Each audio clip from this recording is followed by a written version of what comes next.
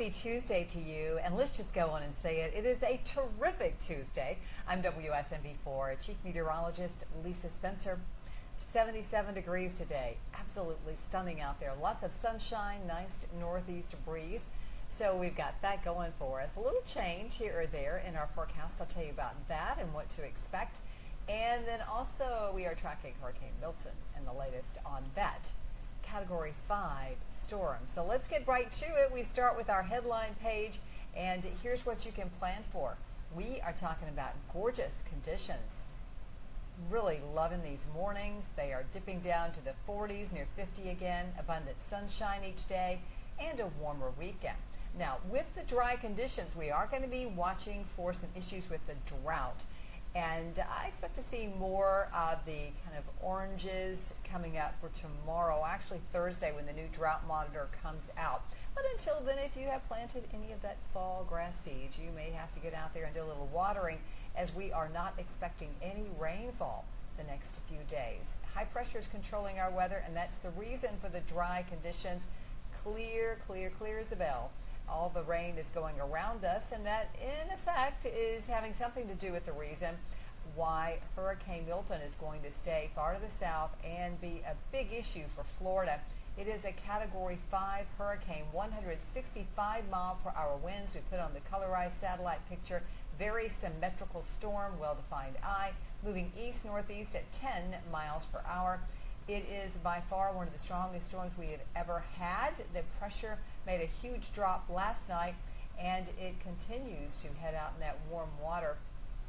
And it could increase in size.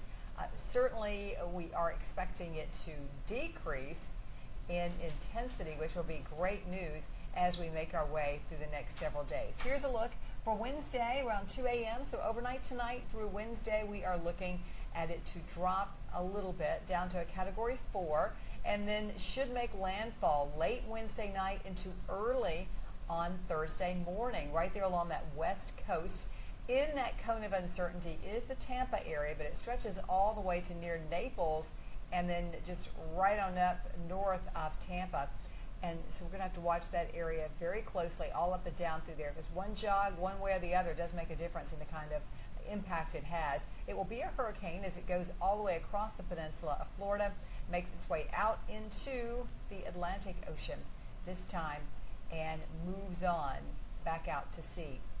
But it is definitely a menacing storm, and one that looks as though it's going to cause catastrophic conditions, especially with this storm surge. In that purple shaded area, which does include Tampa, we could see our storm surge up to 12 feet. That is where the winds are pushing up this water, piling it up, so to speak, on the coast there, and that can go up over the roof of a house, certainly to the second floor. So that's why so much damage is caused by storm surge. All right, so let's go from there. Our picture died on us there in Hopkinsville, but we can take you to that live camera view in Nashville.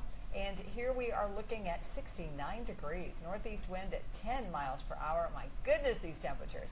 Going through the rest of the evening, we are looking for, by tomorrow morning, to be down to about 49 degrees, 46 over in Cookeville, 48 degrees in Clarksville. During the afternoon, around lunchtime, up to 73, and that afternoon high near 79 degrees. And then we've got another beautiful morning on Thursday, near 51 to start off the day. During the afternoon, we'll be at 81 degrees for that high. Our pollen count is going to remain in the low-medium category as we go through the rest of the week as well.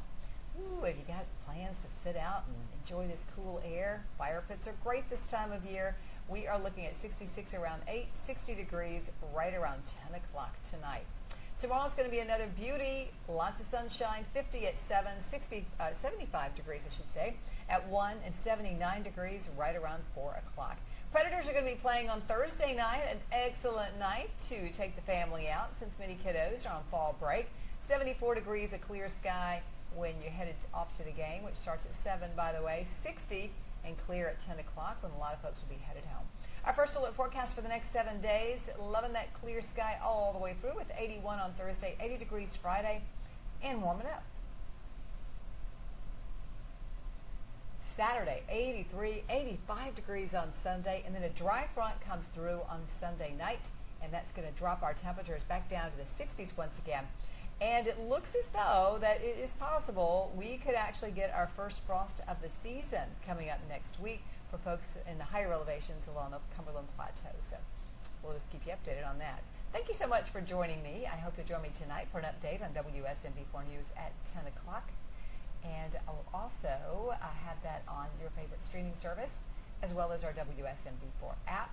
And thank you everyone who is watching me on the simulcast on my Facebook page and on my YouTube channel. If you're over there, be sure to subscribe, or if you're following me on Facebook or on Facebook, be sure to follow me there.